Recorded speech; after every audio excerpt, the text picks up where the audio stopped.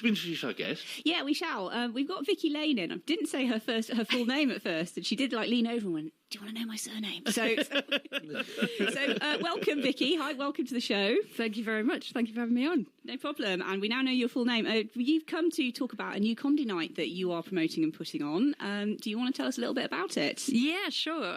It's a new night called Lip Service. It's an open mic. I would describe it as Flinter, but I don't think that's... I'm new to Bristol, and I don't think people know what Flinter is. No, I don't. What is Flinter? It's a term... I've come over from Berlin, and it's a term used there that stands for female, lesbian, inter, non-binary, trans and agender. I think it's kind of like an inclusive term for basically anybody who isn't a cis man. Yeah. Which might be why you've not heard it, Andy, to be fair. It might not, you know. But yeah, so I'm kind of... describing it here as kind of a female, women-focused and LGBT trans-inclusive open mic event. So that's the lineup, which is Flinter. It is, yes. Anybody can come along to the audience. Yeah, so you can come. You can come to the night, Andy. I would encourage you to. I wouldn't be daring enough to stand up and do comedy anyway. So. Well, do you want to tell us about who you think might be performing, or who you know is performing? Yes, we've got. It is an open mic, so it's going to really range in abilities and kind of experience, if you like, from people who've just started. We've got a great comedian called Abby Miles, who has done over 150 gigs, taken part in the, I think, Bristol Funny Women's competition and things like that.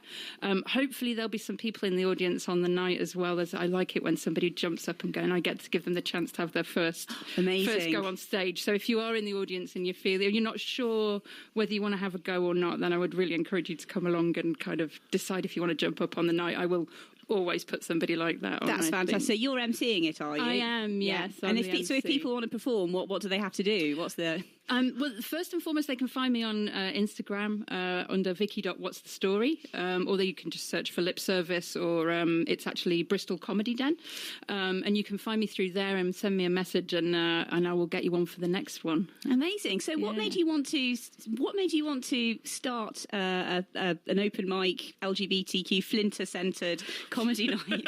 We're going to end up using that phrase again. That's like the whole 12 minutes, isn't it? Just naming it. Yeah, that's good.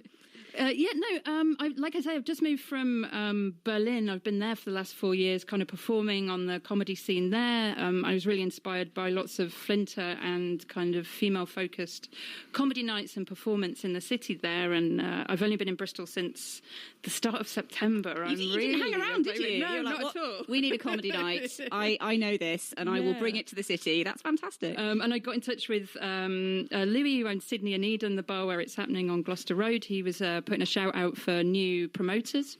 So I got in touch with him and said, I want to bring this model. And we realised that there used to be one in Bristol, apparently, for a few years. And then a couple of years ago, the people that were running it went off to that London. So we take all the good stuff. I know. So there was this nice perfect storm of me arriving, bringing all this kind of Berlin influenced scene stuff, and then knowing that there's a gap there and that there is an audience for it. So. Do you perform as well as part of the MCing? MCing is part performing. I always I do improv comedy as well, and I do kind of 5 and 10 minute sets and things like that, and proper full comedy sets. But to be honest, I love hosting, and I love the spontaneity. I love the engagement with being in the moment, and the fact that it's different every time. So there's a little bit of material in there, but really it's responding to what's going on the night. Really. So have you ever had to deal with the age old hecklers? Oh, absolutely, yeah. But to be honest with you, I'm an ex-secondary school teacher, so there is no heckler that is more challenging than a 14-year-old, and I just go in with that energy. Do you switch on your teacher stare? I do. I've actually told people to stop chewing and go and spit their chewing gum out and stuff like that as comedy nights, and So it'll be a very well-behaved night then. Oh, absolutely. But still lots of fun. Yes. Okay, fantastic. Yeah. I'll try and keep the teacher voice in reserve for really desperate measures. Oh my God, she's doing the teacher voice. Oh my God. The naughty ones at the back of the room. Yeah. That'll be Andy. Andy's going to be going along. Awesome. So do you think, you've been here not very long, but what is your feeling on the Bristol comedy scene at the moment? Have you managed to see any good stuff? Do you think this is What do you think this is means for the Bristol queer and comedy scene? Can you extrapolate with your 7 weeks of experience? 7 weeks of experience. Yeah, no, to be honest with you, we were talking about it earlier. I've just been like absolutely immersing myself and throwing myself in. I've really loved like going to see the Brizzle Boys, going to see they're very well known. Yeah, going to see the Queerers cabaret. Yes, at Old Market Assembly. Yeah, I believe I'm going to go and check out a night at the what's the next? Seamus O'Donnell's. Yeah. I don't even know the names of all the pubs or anything yet. There's so many now, it's good. And there's a great open mic run by June Tuesday on Monday nights as well, that's confusingly. I've been going to see lots of really great stuff, and there's lots out there, and that was part of the reason really that I chose to move to Bristol, and a lot of these comedians that actually are coming to perform are coming from around the southwest. It seems to be a bit of a hub, really. Well, I do know that Bristol Pride, there's always a Pride comedy night, which always features queer comics, and it's always the first event to sell out. The instant tickets are announced for Bristol Pride, the comedy night goes just like that. Same with the trans one as well. And there's a trans one too. Yeah. Sorry, Tara, that's fantastic. And have you been? Trans comedy night. But it's moved to spring this year. But, with Trans Pride, and Trans Pride has a comedy night as well. Yeah, I feel slightly like I'm doing things like back to front. You know what I mean? I'm just putting a night on before I've been to see everything. But the opportunity's there. Why not? If you can do it anyway, you can do it in Bristol. Because Bristol is renowned for being such an eclectic place and has such a variety of stuff.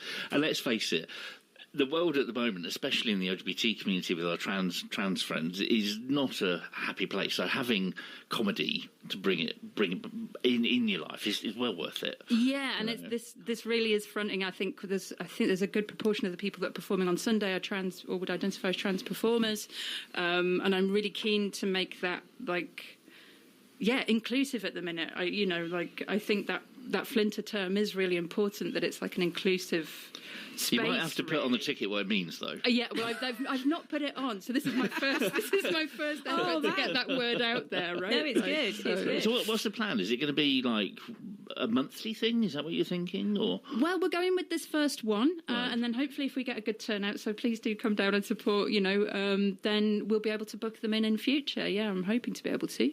So let's just go back to you say it's open mic. If someone's listening to this thinking, I think I've got some material. I mean, do you give guidelines? You say people turn up, and if they're feeling confident, you might let them have a go on the night. But how does it actually work? Do you mean in terms of what materials? No. Do you expect a performer to go for a particular length of time? What guidelines do you give for people who want to have a go? Yeah, we say 5 to 7 minutes. I think 5 is a lot for somebody who's getting up for the first time, right? So if you can't make it to 5, that's type fine. 5. That's what they call it, isn't it? Yeah, type 5.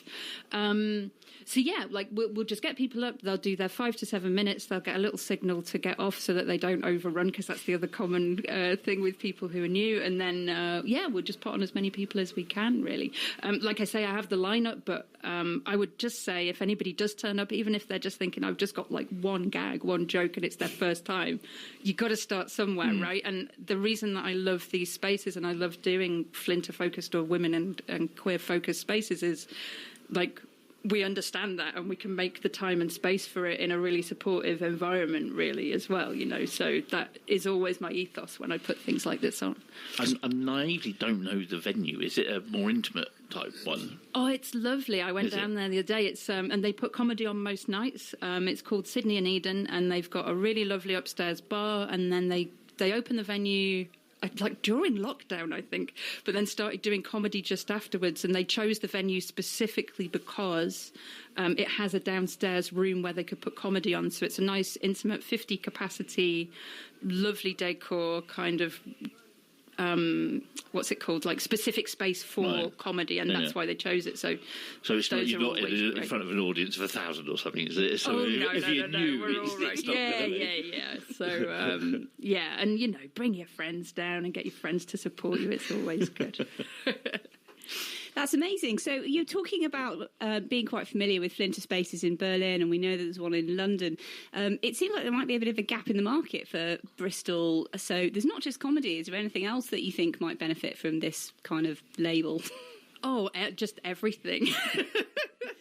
I don't know. My personal interest. I genuinely don't know what's out there yet. So I wouldn't like to speak for all of Bristol's queer flinter, saying that they've not got stuff going on. You know what I mean? But I think if you can do it like we were talking earlier, right? If there's an activity or an event that you can do, then you can definitely do a flinter version of it. So. Fantastic. Are there any other performers that you want to sort of, I mean, you talked about Abby, are there any other performers that you kind of want to highlight whilst you're here? Because you said you've watched a few YouTube clips and... Yeah, I think there's also the wonderful Ziggy Cooper, who I actually met doing a theatre workshop, and he's the wonderful drag performer as well, and is bringing some more like character-focused comedy to the night, so for a little bit of variety as well, yeah. Fantastic. Can you talk about, like, what style of comedy, I mean, obviously, we never know what might pop up on the open mic night, but what style of comedy are the performers bringing? What's their... What do you think, if you were going to say, they're like... And what's yours? Yeah. Ooh, a good question. Mine tends to just be like embarrassing stories about coming out and the stupid things and that I've done along the way. And we did say that's like a universal lesbian experience. Exactly. And again, I think this is the thing. So like a lot of the people are doing quite observational comedy, but when you try and do queer observational comedy at a regular comedy night, then the number of people in the audience that are going to have that laugh of recognition with you is minimal. And I've done it before where I've kind of said a joke that goes down a treat in a queer venue. You do it at a straight venue and everybody just looks at you kind of supportively or like they're trying to be a good ally rather than laugh. Like we did when you mentioned Flinter, basically. Exactly, yeah. Just sit and go, oh, yes, yes, and politely clap or like go, and stroke their chins. Whereas obviously, like people doing that kind of observational stuff about their experiences, there's like that immediate click of recognition that gets the laugh and really like. But that makes it kind of cool. It's, I mean, I would never want to exclude anyone, but there's something kind of nice about our own community, understanding our own things and having a laugh, and others being like, what? Yeah, and having it kind of reflected back at you in a humorous way, because like so much, I was messaging a friend the other day who was moaning about like misery lesbian lit and just going, I just want a cheerful book. It's like, okay, can we laugh at ourselves about this? You know, the lesbians are never happy. We just sit in the corner, clutching our beer, clutching our IPA craft ale, and I suppose it is a good question. Are we too PC for some of the jokes? Well, these days, do you know what? Or are we good at having a laugh at ourselves? I think so, and I don't think that's like you can have a laugh at yourself without like slighting yourself. Do you know what I mean? You like there is so much scope for comedy that doesn't hurt or harm